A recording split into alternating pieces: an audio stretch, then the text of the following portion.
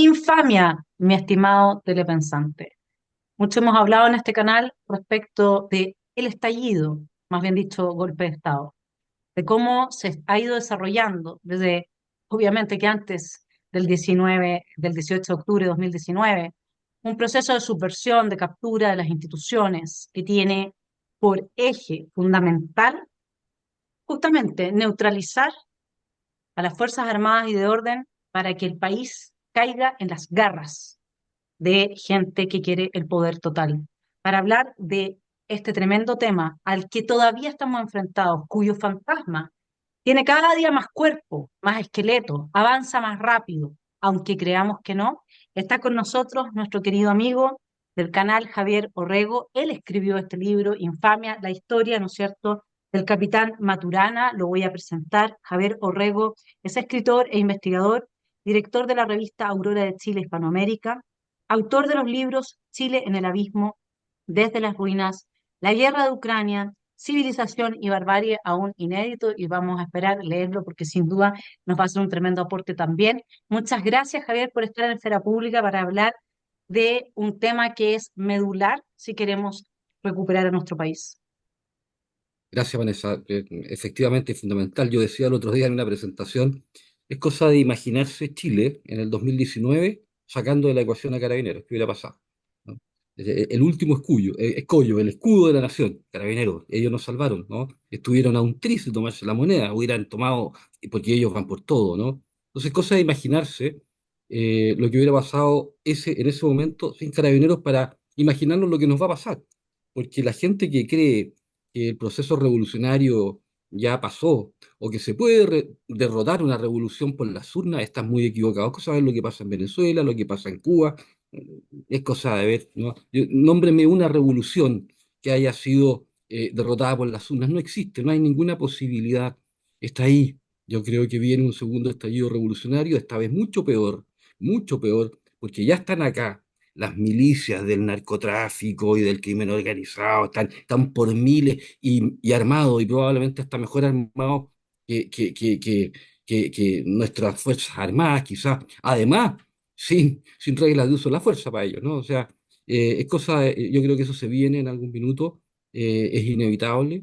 Ellos no han cejado en su esfuerzo por tomar el control del país. Este ya sería su cuarto, el que viene, el cuarto intento, pero no nos olvidemos el tema del 32 que no le resultó, el 73 ahí aprendieron la lección, se pusieron a trabajar inmediatamente en muchos aspectos, a nivel intelectual, hicieron toda una revisión, ¿ya? Redefinieron cuál era el sujeto revolucionario. No nos olvidemos de lo que dijo Ronald Rivera, el de la VOP, la Vanguardia Organizada del Pueblo, que son los que mataron a Pérez Zújovich el año 71. El sujeto revolucionario no es el obrero que solo quiere ganar un mejor salario, ni el estudiante que son niñitos diletantes jugando a la revolución, sino que es el delincuente, el ampón, que no tiene nada que perder. ¿Ya? Luego nosotros vamos a ver lo que fue el que se ha dado en llamar también el estallido delictual del 2019 y nos vamos dando cuenta por dónde van los tiros. Y hay un montón de cosas que me imagino que en la conversación podrán salir, porque entre la declaración de Ronald Rivera, el año 71, creo que fue que hizo esa declaración, o fines de los 60, ¿no? A el trabajo de Luigi Ferraioli, del cual tú hablas también y que luego se toma la justicia, entre el 99 y el 2005 se implementa en Chile la justicia penal garantista, que inaugura la puerta giratoria, claro, o sea, se da vuelta la tortilla, y luego el estallido insurreccional del 2019, yo veo 3 puntos que se pueden unir con línea recta. Y cuando tú tienes 3 puntos que puedes unir con línea recta, bastan dos, ya puedes saber para dónde vamos hacia el futuro. O sea, yo creo que para allá vamos y es lo que han tratado de hacer, ¿no? Neutralizar a Carabineros, neutralizar a las Fuerzas Armadas. Me temo que lo han conseguido enormemente. Y bueno, y ahí iremos profundizando en esto. Interesante porque a mí me acaban de publicar una entrevista donde el titular es Se viene un segundo estallido. Y yo, mi estimado telepensante, no sabía que con Javier teníamos tantos temas en común, que teníamos una visión tan cercana.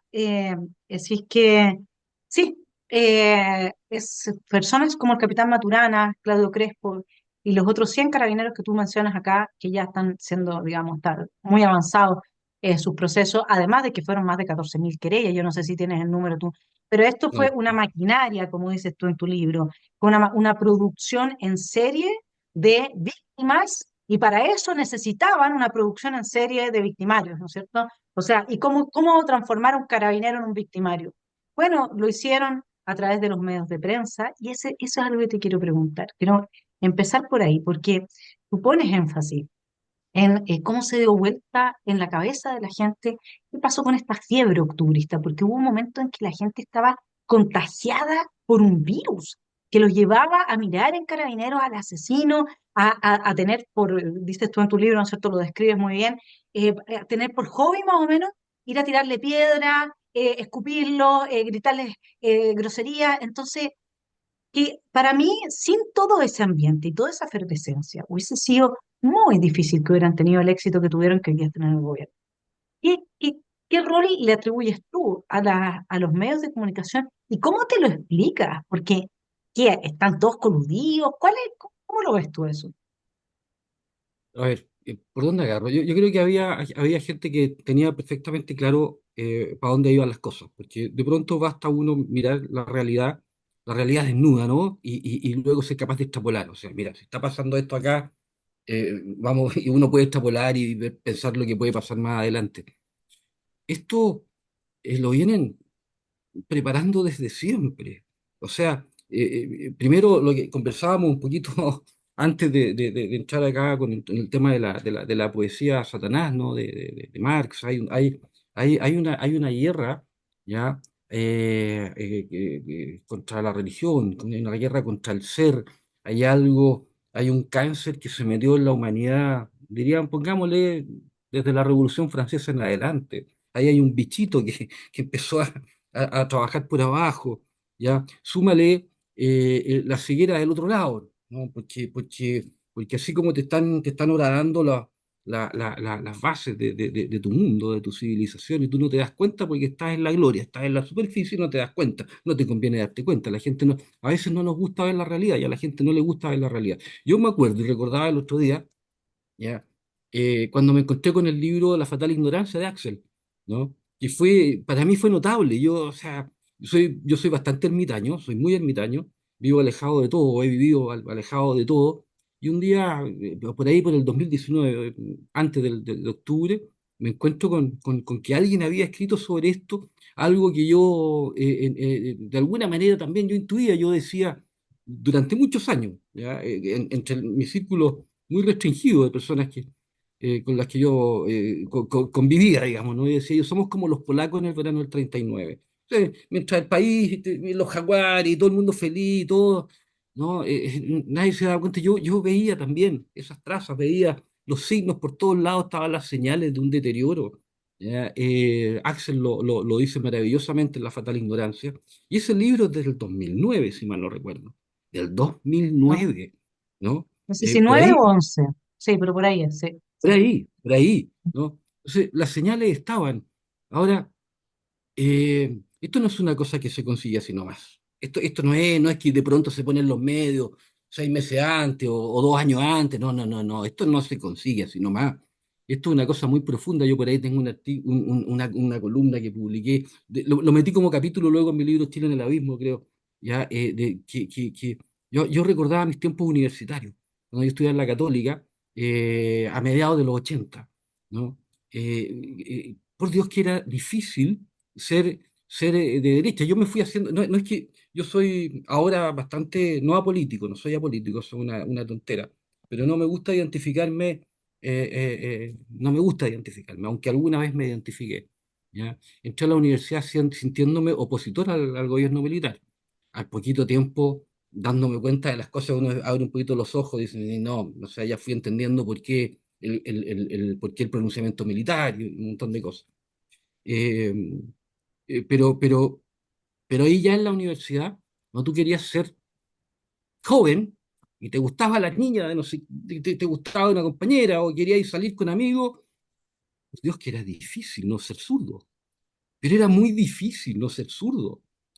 Tú salías a carretear y te ibas al barrio a Bellavista. A mí me encantaba ir al Café del Cerro. Estaba la parroquia universitaria, había un montón. Me encantaba Santiago del Nuevo Extremo, Chanquinilo, y ellos tienen aquí La Payún, Yayapu, o sea, y además Silvio, el Inti poeta, Illimani, ¿no? O los sea, Jaivas.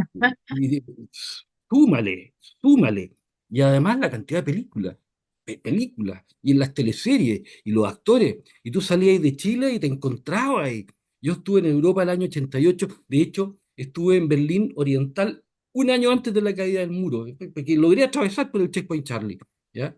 Y tú te encontrabas ahí en Europa con esta cosa épica, ¿no? De la resistencia chilena.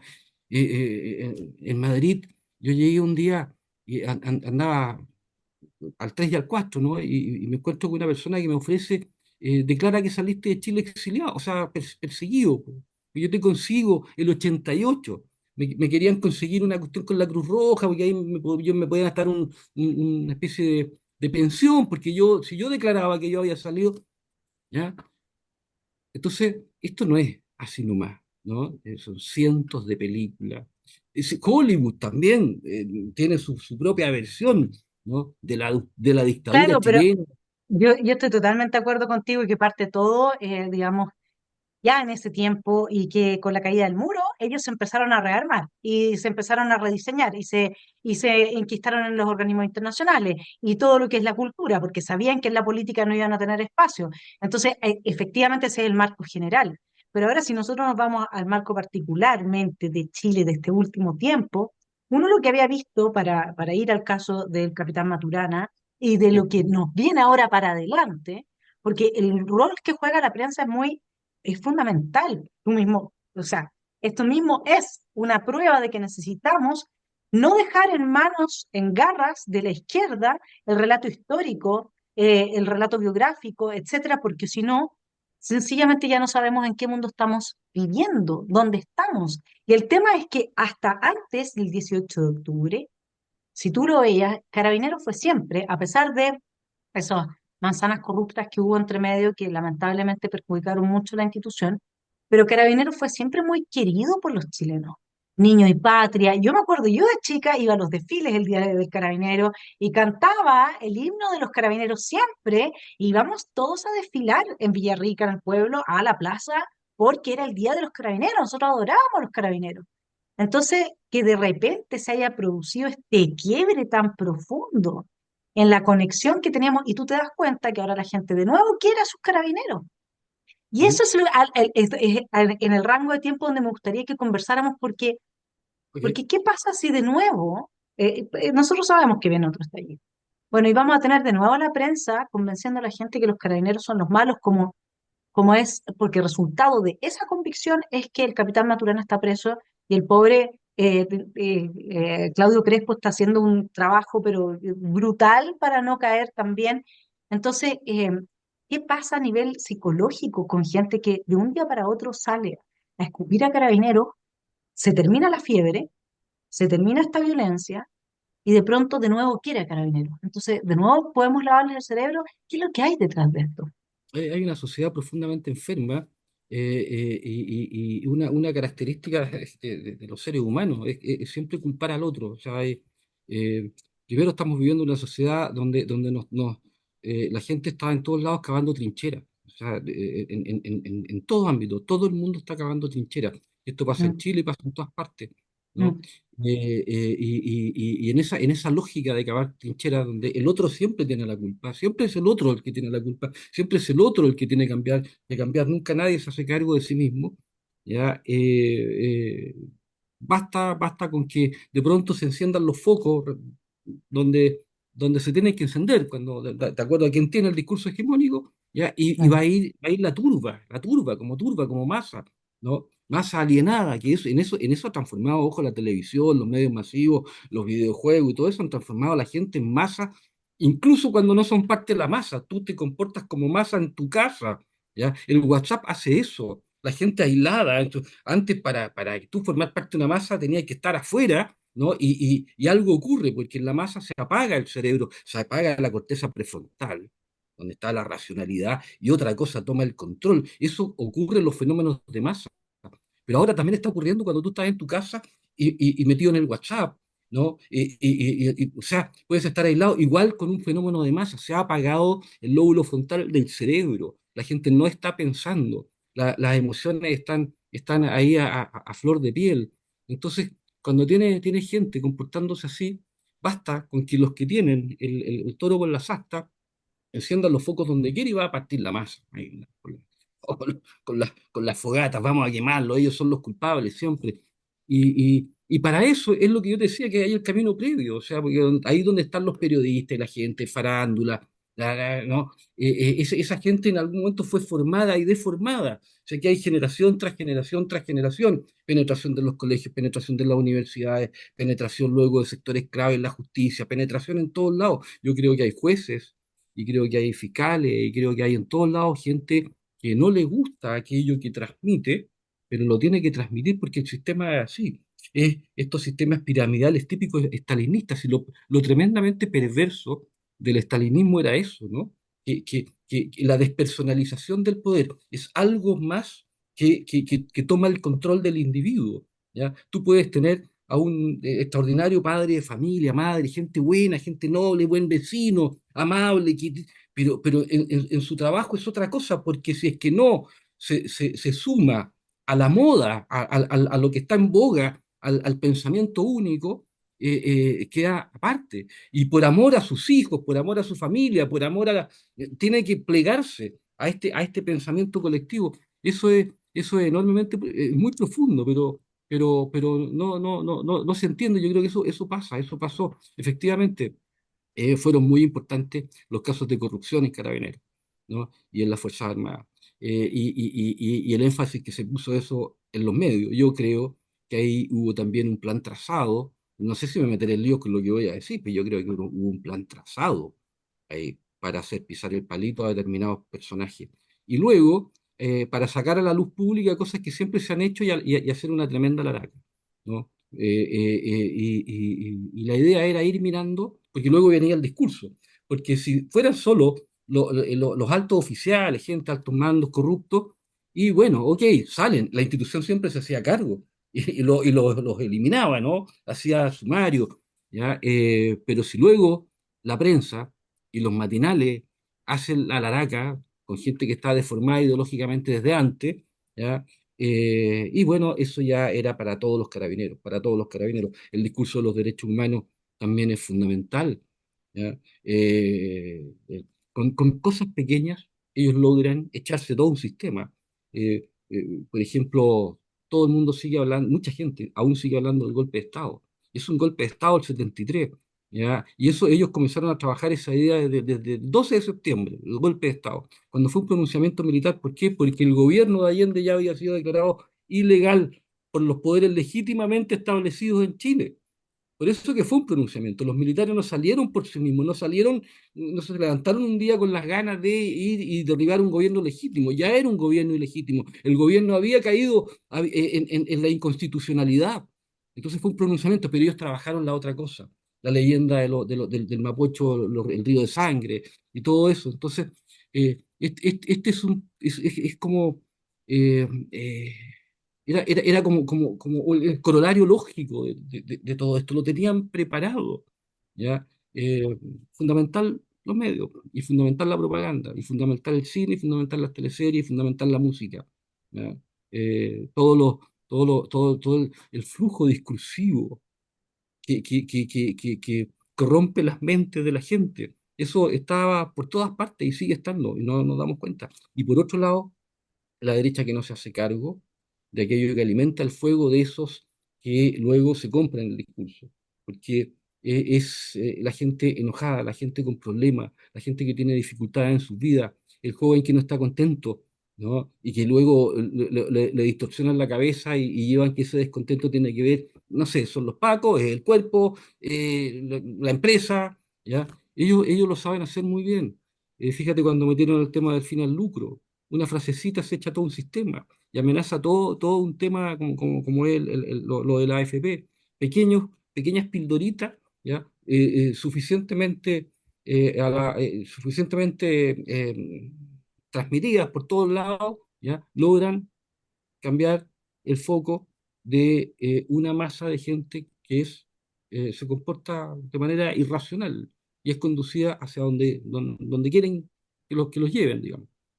Sí, eso es totalmente cierto y no puedo dejar de preguntarte a propósito de, me gustaría leer un fragmento que tú mismo escogiste incluso en algún minuto para destacar, que es una carta que le escribe Patricio Maturana, ¿no es cierto?, teniente a la senadora Fabiola Campillay.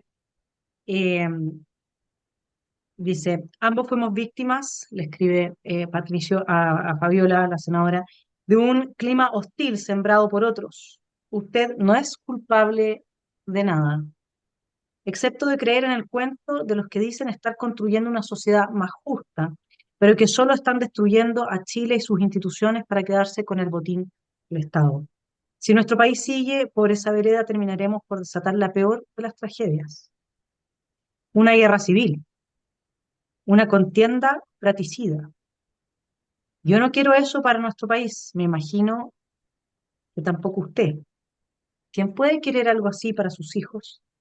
Sé muy bien que desde esa fecha a ambos nos cambió la vida. Jamás olvidaremos lo que pasó, pero quiero decirle que aún vale la pena seguir adelante, aunque sin odio, sin rencor, y que debemos disfrutar de la vida cada segundo, que los milagros ocurren todos los días y que la fe mueve montañas.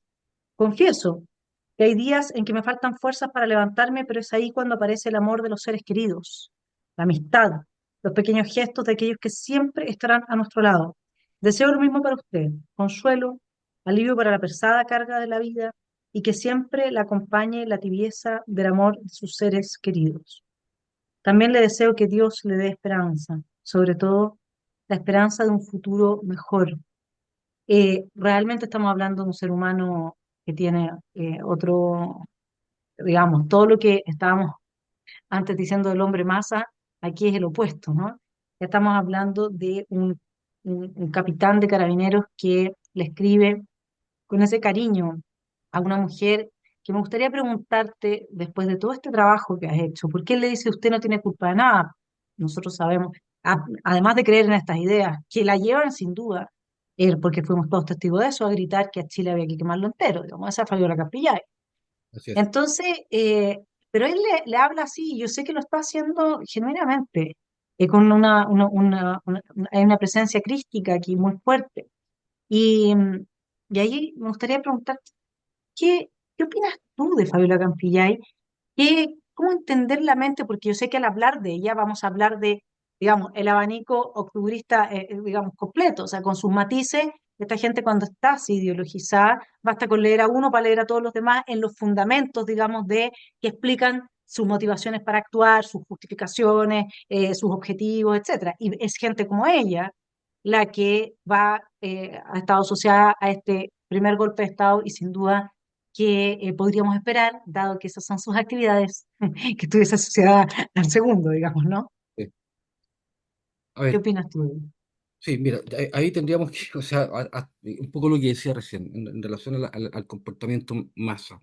Habría que quizás elucubrar un poquito de qué es la libertad. O sea, la libertad es una cosa que se nos da a los seres humanos por el solo hecho de nacer y estamos acá, o la libertad es algo que se conquista, ¿no? La libertad es algo, yo creo, que es algo que uno conquista su libertad. Tiene que haber conciencia, tiene que surgir la conciencia. La conciencia no surge así nomás, no brota así nomás. Yo veo al mundo, puede ser una visión un poquito pesimista, pero a mí la mayoría de las personas son como corchos que están flotando en un océano, marea, y son arrastrados para un lado u otro. La enorme mayoría de las personas. Muchos entre esos corchos que flotan llaman a despertar a los otros corchos que flotan en dirección contraria, pero son tan corchos los unos como los otros. Fabiola Campillay es un corchito más, es un corchito más, ¿no? Ella flotaba, pero ella flotaba en la corriente del odio, ¿no? Y por eso que salía a hacer lo que hace, o sea, ella salió, ella estaba tirando, en el juicio, a mí por lo menos me queda claro, está claro, hay un testigo que luego no es tomado su testimonio, pero dice, la Fabiola Campillay estaba tirando piedra. Entonces, o sea, ella estaba tirando piedra, da lo mismo al final, ¿ya? Ella también era, en ese sentido, una masa de la gente que se dejó arrastrar, la gente que se dio en Cinco Pinos, armó las barricadas ahí donde estaba la línea férrea, con el metrotren próximo a pasar. Ellas habían armado barricadas con escombros incendiarias, ¿no? Eh, Son libres, todos ellos son libres, todos ellos los que participaron en el acoso a la Plaza Baquedano y qué sé yo no sé. Para mí, Campillay es una más. Pudo haber sido ella, pudo haber sido algo más, alguien más, lo mismo que desde el punto de vista de lo que ocurrió después, daba lo mismo si era Maturana, el carabinero al cual iban a culpar, o pudo haber sido otro, daba lo mismo. ¿Ya? Esta fabricación en serie que digo yo de víctimas que requería fabricación en serie de victimarios, tenía un ejército de gente moviéndose por las distintas movilizaciones, y ahí donde vieran la oportunidad, como cazadores recolectores, ahí donde vieran la oportunidad, iban a saltar, ¿no? Como literalmente sobre la presa. En este caso fue Patricio en la presa, ¿no? Que fueron entre todos a cazar, y él era culpable desde el momento mismo que ocurrió lo que ocurrió ahí en Cinco Pinos. Entonces yo, a la Fabiola Campilla, esto me ha costado, a veces me han insultado, ¿no? Cuando digo que la Campillay también es víctima de las circunstancias. No es una víctima inocente, ella participa, es víctima, es una más, ¿no? Es un número, ¿ya? Y para las fuerzas revolucionarias,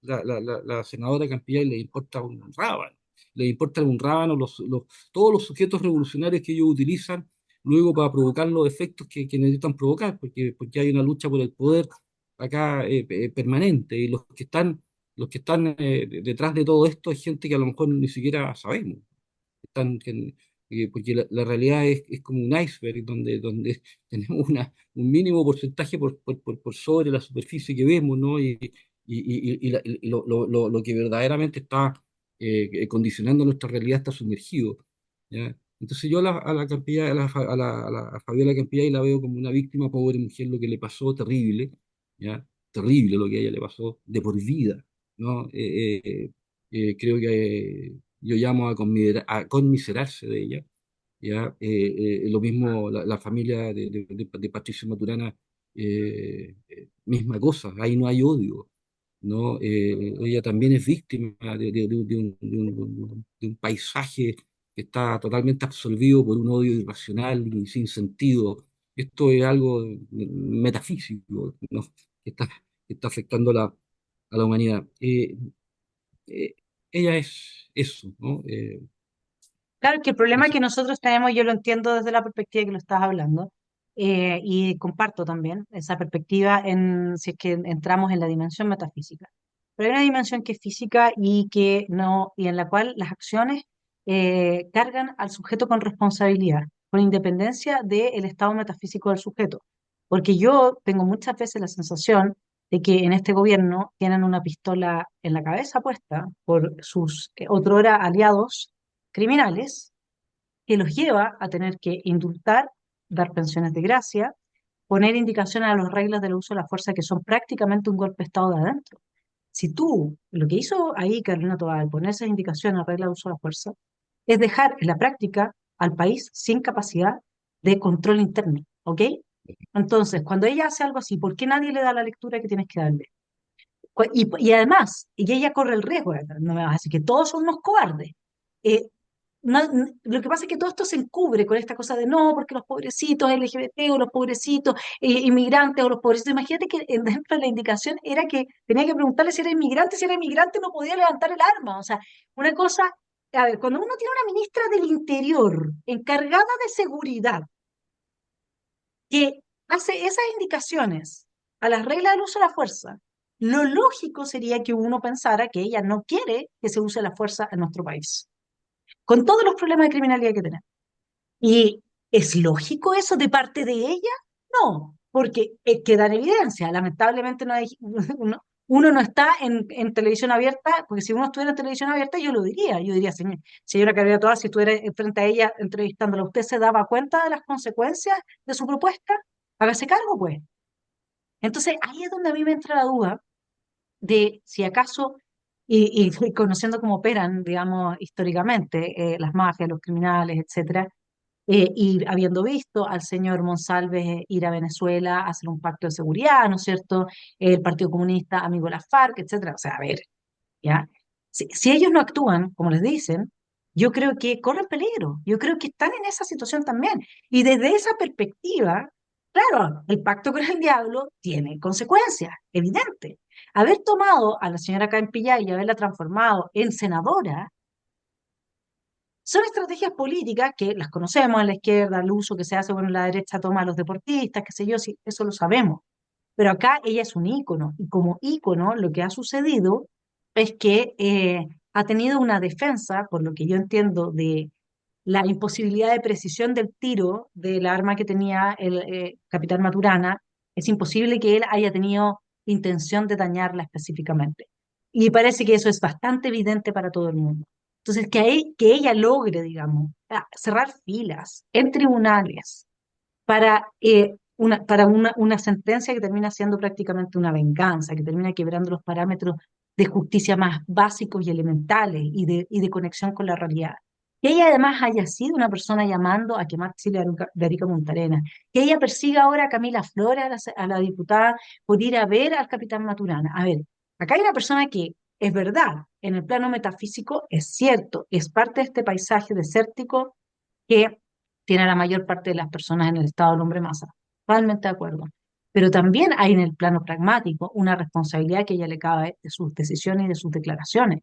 Entonces ahí es donde yo diría que está entrampado prácticamente todo el sector octubrista con mucha fuerza y luego una parte de la derecha que sin duda que tiene que tener tejado de vidrio. No es que han estado en Soquimich juntos, han estado con el fiscal Abbott juntos, son todos muy amigos. ¿Ah?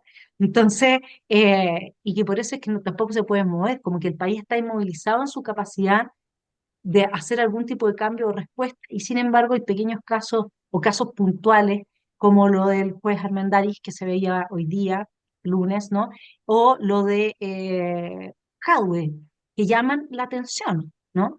¿Cómo ves tú ahí la captura del tejido institucional, Poder Judicial, Fiscalía, bueno, Ministerio Público, nuestra propia institucionalidad, Fuerzas Armadas y de orden? No es que ahora las Fuerzas Armadas tienen la subsecretaría de Defensa, son todos comunistas, la ministra de Defensa les da una vuelta como a ese, desde esa entrada.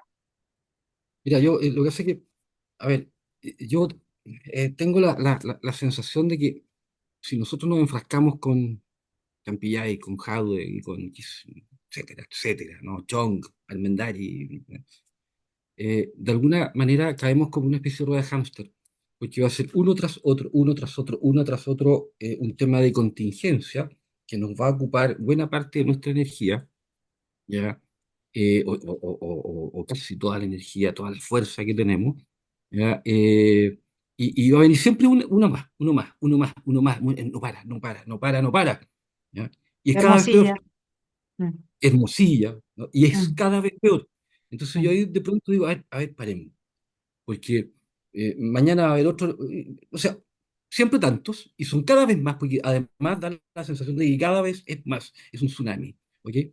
Entonces yo digo, si me quedo en la contingencia, ya no freno esto, porque esto está en la trascendencia. ¿Ya? Como la matriz del mundo material es espiritual, para mí, está en la mente, en la cabeza, en el plano de las ideas, ¿no? Ahí está. Pero si yo voy y me agarro con vos con Jaude, ¿no? Podemos ir a la guerra, si podemos ir a la guerra, ¿ya?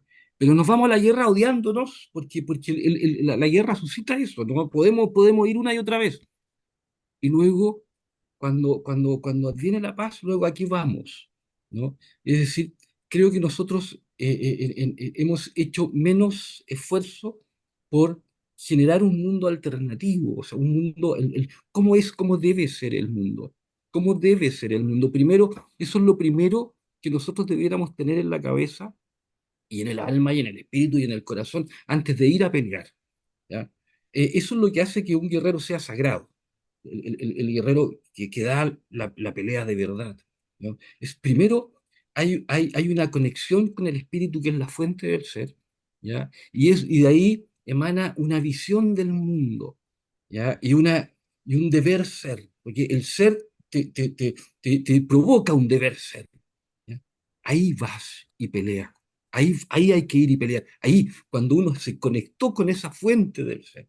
Y luego ese deber ser, ¿ya? Te lleva a, como yo lo veo, ¿no? A ser capaz de plasmar en el mundo aquello que tú viste primero en el alma, en el espíritu. Cuando nos enfrascamos, en cambio, simplemente desde acá, desde la mera contingencia, nos enfrascamos en la lucha. Nosotros puede ser, o sea, sí, claro, nosotros luchamos contra la mentira, por la libertad y un montón de cosas, ¿ya? A lo mejor por los motivos correctos, pero en la lucha, ¿ya?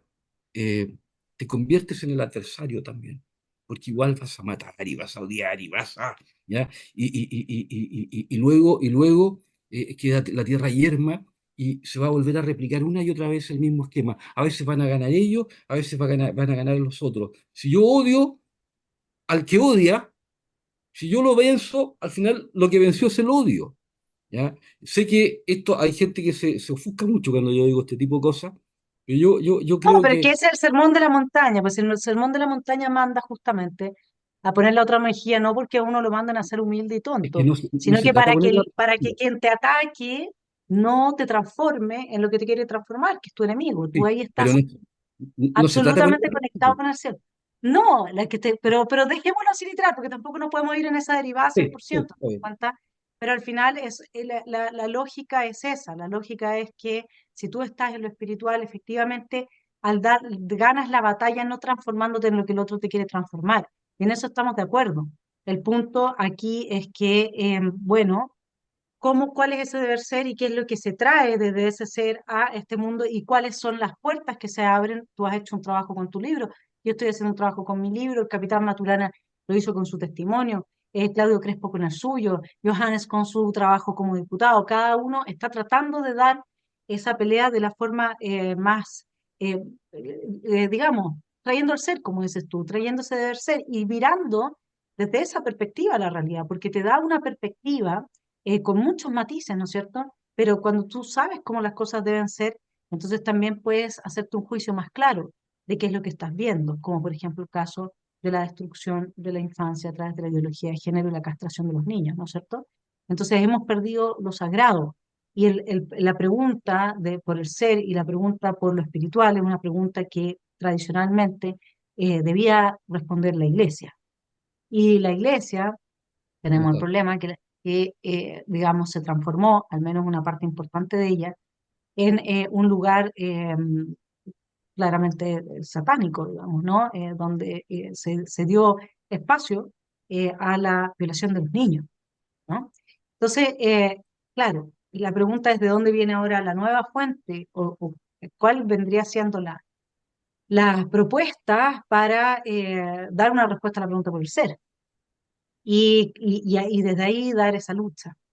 Sí, lo dejamos planteado, yo creo que ahí está la posibilidad de recuperar la iglesia, por supuesto, su comunidad está viva, la gente buena de la iglesia está ahí, digamos, hay mucha gente muy, muy buena, y entonces volver a llegar, porque a las generaciones que vienen, sobre todo con todos estos dispositivos de la cultura de la muerte, se los está hiper desconectando, ya absolutamente de todo, o sea, es casi como que transformar todas las de corcho, a mí como que aunque suene cliché, es como zombie, o sea, es una cosa muy Eso también. impresionante. Y yo sé, y yo sé que la respuesta tiene que ir por ahí. Creo que los de la película La Fuente también, por ejemplo, están haciendo su aporte. O sea, estamos viendo que hay personas que estamos reaccionando, estamos buscando la forma, ¿sí? Pero por mientras también nos tenemos que hacer cargo de lo que es esta encarnación del ser este encuentro en el mundo material y por eso mismo ante el diagnóstico que nosotros tenemos, intentar como mostrar quizás en claves a los telepensantes qué es lo que se podría mejorar o arreglar a juicio tuyo dentro de la institucionalidad, cuáles serían los cambios más importantes, porque cambios tenemos que hacer desde el ser, por supuesto, pero hay que proponerlos y hay mucha gente que tiene quizás la fuerza, pero no está viendo cuáles son las claves. Quizás tú a través de este trabajo que has hecho, esta tremenda investigación, has visto algunos puntos neurálgicos del mapa que cambiándolos podrían ir llevando la historia hacia en un derrotero distinto que terminar como Venezuela. Yo soy como un poco pesimista, la verdad. O sea, veo la penetración de esto tan grande, ¿ya? Que no tengo muy claro por qué vía institucional podríamos llegar a salvar el país, el mundo. O sea, para mí, simbólicamente, Chile murió en el momento exacto en que se retiró el monumento al general Baquedano y se inhumó los restos del soldado desconocido. O sea, se sacaron los restos y se trasladaron. O sea, eso fue un sacrilegio. ¿Ya? Para mí ese momento es crucial a nivel simbólico. Chile murió a partir de ahí. Lo mismo que para mí Europa también selló su muerte, ya con el incendio de la Catedral Notre Dame de París, y luego tenemos todo este tema de la ceremonia de los Juegos Olímpicos, ya la ceremonia del túnel de San Gotardo que había venido antes. O sea, esta gente está hablando, yo creo que ahí hay muerte simbólica, algo ocurre. Eh, por eso que yo tiendo a creer que la respuesta es más bien metafísica, porque cuando algo muere hay que resucitarlo. Estamos recorriendo ese camino, ¿ya? Eh, no obstante, sí tengo claro que hay que, de alguna manera hay que purgar absolutamente el Poder Judicial, ¿ya? Y hay que purgar las instituciones en Chile, ¿ya? Hay que poner especial énfasis también en el tema de las Fuerzas Armadas y de orden a nivel de los altos mandos, porque por alguna razón, algo más está ha tomado el control ahí. Yo no sabemos, no me atrevería a decir hasta qué punto están infiltradas las Fuerzas Armadas y de orden en Chile. Están desde luego absolutamente infiltradas todas las instituciones, absolutamente infiltradas todas las instituciones del Poder Judicial, está totalmente infiltrado, ¿ya? Y no sé cómo se puede zafar de eso. O sea, cuando ya este cáncer hizo metástasis, ¿ya? ¿Cómo lo hacemos? ¿Ya? Yo no lo tengo claro. Lo que creo que es fundamental, primero, despertar la conciencia, ¿no? Estar consciente de lo que está sucediendo, que surja luego la voluntad de unirse, ¿ya? Unirse entre todos los que quieren algo distinto, ¿ya? Tiene que haber una unión, una voluntad primero de unirse, luego la unión, el establecimiento de redes y que cada uno desde su propio actividad haga el aporte, ¿ya? De lo que hay que hacer, ¿no? No sé si la humanidad se ha enfrentado alguna vez al desafío que estamos enfrentando ahora. Así que recorrer caminos viejos a algo totalmente nuevo, este asalto, que para mí, insisto, es metafísico, ¿no? A las bases mismas del ser, ¿ya? La humanidad no lo ha experimentado antes. ¿Ya? Entonces, insisto, reitero, voluntad de resistir, primero eso, ¿no? Y luego voluntad de unirse, ¿ya? Y de entenderse y comprenderse y saber que todos aportamos distintos puntos de vista en esta lucha que hay que dar, ¿no? Y habrá que dar la lucha, no sé, pues en tribunales, habrá que dar la lucha a nivel de periodismo, ¿ya? Abrazando la verdad, aunque duela, ¿ya? Habrá que dar la lucha también haciendo el esfuerzo. Creo que esto es una cosa capital, es fundamental, ¿no? Para mí, haciendo el esfuerzo de entender las motivaciones del adversario, porque ahí podemos neutralizar. Yo contaba hace un tiempo atrás, y siempre lo digo, una vez me encontré con una película de Miguel Litín, hecha el año 72, una carga simbólica bien impresionante y sobre un caso de una rebelión que hubo de campesinos que se tomaron un pueblo en la época del gobierno socialista de Marmaduke Grove, que duró, ¿cuánto? Fueron 12 días, una cosa muy mínima, pero estos cuando se sintieron, ¿no? Que llegaban las noticias de la capital de que había una república socialista en Chile, los tipos fueron a la ciudad cercana y se la tomaron en el municipio, y ellos sentían los reyes, y después, bueno, pagaron por lo que hicieron. Pero la carga simbólica que revela muy bien la película Miguel Litín, yo digo, esto está en Chile, está en el alma de Chile, y esto volvió a estallar esa cosa entre el 70 y el 73 y ahora de nuevo, ¿ya? Entonces, del otro lado, cuando tú ves que el enemigo te ataca con eso, tú tienes que entender eso, entenderlo, comprenderlo, para darle respuesta, ¿no? Para darle una respuesta. Es la mejor manera de neutralizar al adversario es quitarle aquello que lo alimenta, ¿no? Entonces, ese esfuerzo es fundamental. Yo con este libro pretendí mostrar, ¿no? Lo mejor posible que se da una teoría del caso, que es lo que verdaderamente pasó en Cinco Pinos esa tarde-noche del 26 de noviembre del 2019, a 39 días de que había comenzado el, Sí, el- el po. estallido insurreccional, Y ¿no? con el Eh, pacto firmado. Recién Y con firmado, el pacto por la paz, ¿ah? Recién exacto, firmado y la nueva recién constitución. firmado. Seguro que le iban a traer paz a este país. Exactamente, exactamente, se trató de una mentira, si vivimos en el reino de la mentira, ¿no? Eh, eh, pero se da una teoría del caso, ¿qué es lo que pasó? ¿Ya? Después, permíteme decir, para mí no fue la lagrimógena del capitán Maturana la que hirió a Campillay, no fue, desde luego no fue, ¿ya? Y aunque hubiera sido, es absurdo todo lo que le dijeron de él, el dolo, ¿ya? Tú ves las mismas pruebas que grimen ellos, porque se fueron los físicos de la Universidad de Chile, no sé qué, las pruebas de los disparos, y tú ves que los tiros salen para cualquier lado, de 100 tiros, no sé cuánto, uno dio en un blanco que era enorme, uno. Era una cosa, ¿no? Demente lo que hicieron, ¿no? O sea, una ficción jurídica para condenar a un carabinero, ¿ya?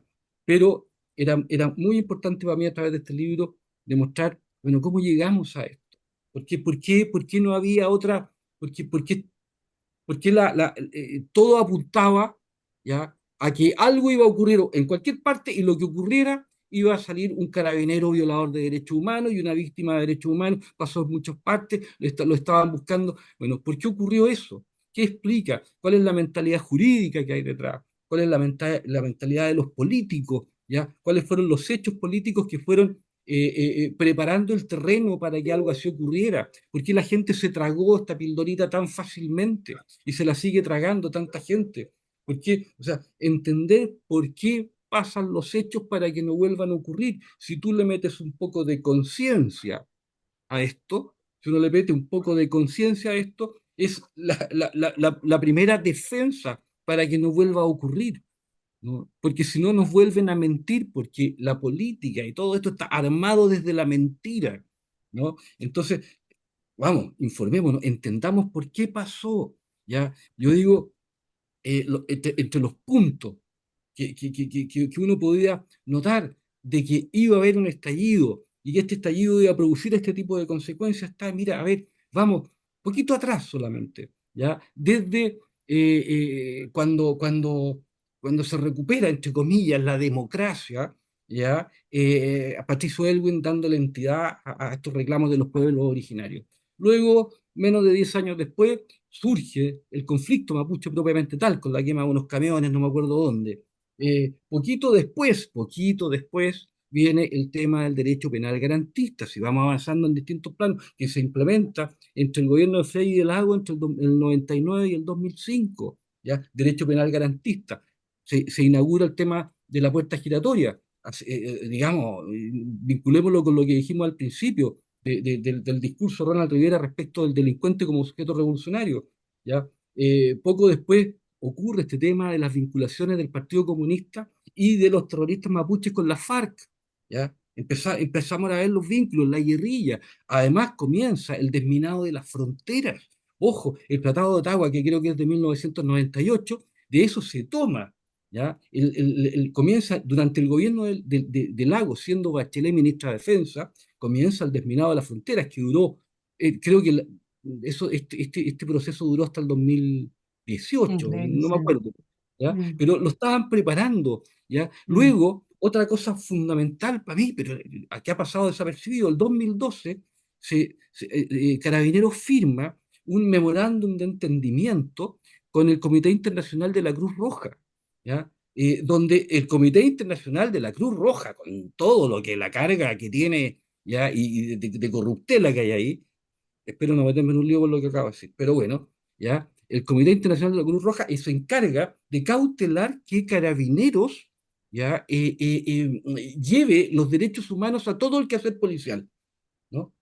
Empiezan a trabajar internamente, de modo que hay promotores de los derechos humanos en cada comisaría, entre otras cosas. Ese memorándum de entendimiento, que desde el 2012 se ha ido firmando de nuevo y renovando cada 2 años, religiosamente.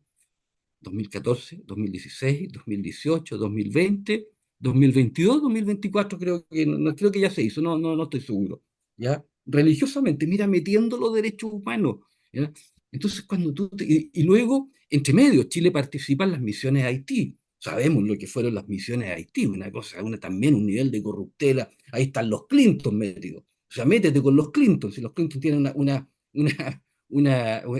son como 400 no sé, 400 600 muertos de gente que justo le pasa algo, pisan un jabón en la tina del baño o se les cae un helicóptero justo cuando van a declarar contra ellos. Bueno, hay las misiones a Haití de Chile, que fueron, por ahí se empezaron a sembrar algunas cositas, y luego la Bachelet comienza a traer a los haitianos, ¿no? ¿Te acuerdas de este avión? El contrato con el avión, con esta línea aérea, se acabó el último día del gobierno de Bachelet cuando le entregó el mando a Piñera, se acaba la cuestión. ¿Sí? Y cuando tú juntas todo eso y dices, mira, ¿sabéis qué? Vamos a una línea, esto está. Luego, vámonos más para atrás. Yo te digo, en el año 91 cuando Patricio Elwin firma, suscribe a Chile a la Convención Internacional de los Derechos de los Niños, y empiezan en ese momento, a través de del Ministerio de Educación, ¿no? Que dice, hablarle a los niños de los derechos, los derechos, los derechos, los derechos, echado de ver, de derechos. Los papás no tienen derecho a pegarlo, los profesores, ¿para qué decir? Yo me acuerdo en ese entonces, tuve una experiencia personal con una amiga conocida que tuvo una experiencia terrible con un cabro chico después, hijo de ella, una buena madre, después de que lo reta, no sé qué, y llegan los carabineros a la casa porque el niño le habían enseñado a marcar el teléfono, en ese entonces eran teléfonos con disco. Y llegan los carabineros y esta mujer me llama llorando de lo que le había pasado, ¿ya?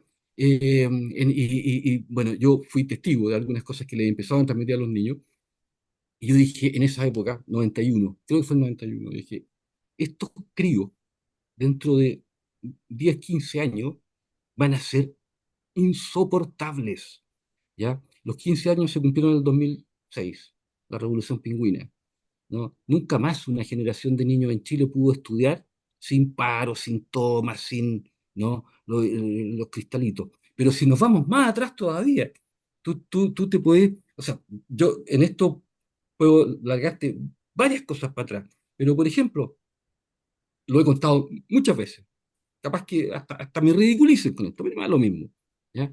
Cuando yo era chico y uno tenía que ir a cortarse el pelo, me acuerdo la primera vez que mi mamá me llevó a una peluquería unisex y para mí era espantoso. Porque ¿cómo? Esto es para mujeres. O sea, antes teníamos bien separadas las cosas, ¿no? ¿no? Eh, y poco después, en forma más o menos simultánea, mira, las bicicletas ya eran para hombres y para mujeres. ¿Te acuerdas? Las bicicletas mini eran para hombres y claro. para mujeres. Después la ropa unisex, ¿no? Tú te podías ir a la vela y comprar una polera que era para niñito y para niñita. Unisex. Poquito después, yo estaba en la media, cuando viene la moda de la coeducación, ¿ya? Y resulta que, bueno, mira, hombres y mujeres pueden estudiar juntos porque esa es la vida y no sé qué. En esa época yo me daba cuenta que eso no estaba bien. ¿Ya? ¿Por qué? Porque la iniciación masculina es distinta a la femenina. Y por otro lado, cuando tú pones a gente, adolescentes, juntos, en el momento que somos verdaderos cócteles de hormonas, ¿ya? Los estudios van a quedar de lado, o sea, la gente se va a ir poniendo estúpida, yo lo pensé eso en mi tercero o cuarto medio, ¿ya? Y al mismo tiempo, adivina qué comenzó a pasar después, al poquito tiempo, y el problema de los embarazos adolescentes, y bien, el problema de los embarazos adolescentes, porque claro, se los habían juntado. Luego empiezan a repartirles condones a los niños, ¿ya? Y les empiezan a repartir condones en los colegios, no sé qué. Y luego que viene, el aborto, meten el tema del aborto. Y así viene, hay todo un tema discursivo, ¿ya? Que te llevaba a lo que estamos ahora. En esa época, cuando yo estaba todavía en el colegio, decía, va a llegar un momento en que va a ser muy difícil decir, he ahí un hombre, he ahí una mujer, con mayúscula, porque todo se está mezclando, todo era unisex, ¿ya? Eh, Claro, y tenían que y, pasar por ahí para entrar en lo que, sí, esto es, ¿y de no es dónde surge casualidad, mi todo esto? estimado, esto no es ¿De dónde casualidad, surge? mi estimado telepensante. O sea, si uno sabe que si uno corta una naranja por la mitad y la exprime va a salir jugo, entonces esto es como bastante claro, digamos, no Pero es para que terminar, simple. Vanessa, para Ujú. terminar, ¿de dónde surge todo esto? Es una conspiración de los peluqueros que de repente hacen peluquería unisex, de No, los se pone en moda, fabricantes pues, de ropa. pero Claro, hay gente que esto las crea, las modas. surge de las mentes de unos intelectuales Mm, franceses, mm. ya, unos poquitos, que van lanzando ciertas ideas que de alguna forma van penetrando la sociedad. Por eso yo digo, nosotros tenemos que ser capaces de distinguir, de entender, de comprender y comenzar a hacer el trabajo ya correcto, pero sembrando las ideas correctas en la sociedad. Y eso es un trabajo largo y requiere mucha colaboración, requiere que seamos capaces de hacer redes de trabajo, ¿ya? Requiere que seamos empáticos unos con otros, aunque pensemos distinto, ¿ya? Y que estemos dispuestos a la colaboración, porque así de verdad vamos a salvar Chile, no de otra manera. No, sin duda, mi estimado Javier, hemos cumplido con nuestro tiempo, ha sido una conversación maravillosa.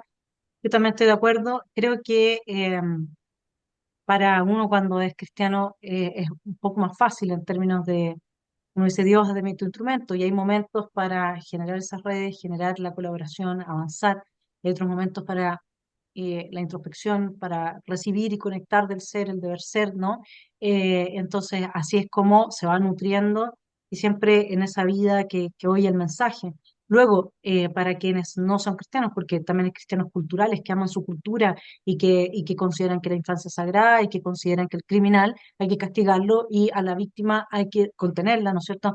Bueno, para todos los que son cristianos culturales, la realidad de la colaboración es lo único que puede hacer una diferencia hoy día. O sea, eso es, no hay más. Y no tenemos que ser tanto. Si piensas tú cómo estaba el Partido Comunista hace 15 años atrás, no era ni una preocupación para nosotros. Entonces, acuérdense, si somos, aunque seamos pocos, esa colaboración, ese trabajo y esa inspiración en rescatar nuestro país y hacer cada uno desde su lugar ese aporte, ¿no es cierto? Javier, muchas gracias por tu libro Infamia, el caso Campillay. No se olviden, está nuestro estimado capitán Maturana preso, le dieron una sentencia de 12 años y ¿cuántos días eran? 183 días. Y 183 días, aquí lo tengo anotado. 12 años y 183 días de prisión, siendo él padre, si no estoy mal informada, ¿no es cierto? Sí. Y por lo tanto eso quiere decir su nombre que no va a ver crecer a sus hijos. Así es que para que entendamos la crueldad que hay detrás de todo esto, yo también soy una persona que con todo lo que he leído y oído y sabido de personas que saben como Johannes, cómo funcionan las armas, etcétera, no, aquí uno no se convence de que esta sea una sentencia justa en lo más mínimo. Y además está dentro de todo este plan. Para el próximo golpe de Estado, ellos no quieren que exista carabineros. Por Dios que están trabajando bien las cosas, mientras la derecha habla de sus tonteras por allá, muy lejos de observar la realidad y por lo tanto de reaccionar a este avance. Te mando un abrazo, Javier. Muchas gracias por estar en Esfera Pública y seguimos trabajando. Yo también publicaré mi libro luego y ahí espero que nos podamos encontrar y poderte regalar el libro con una linda dedicatoria como me lo regalaste tú. Aprovecho de darte las gracias por este regalo. Gracias, Vanessa, gracias por la invitación y un abrazo, suerte con tu libro, ya han sido leerlo. Que estés muy bien. Chao, buena semana.